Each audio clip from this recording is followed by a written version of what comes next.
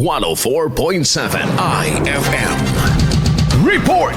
Ipinagkaloob ang 1.2 million pesos na halaga ng livelihood projects sa mga people's organization sa bayan ng Mangatarem. Ang naturang halaga ay mula sa Department of Labor and Employment Region 1 na layuning matulungan ang mga residente na dating apektado ng insurhensya.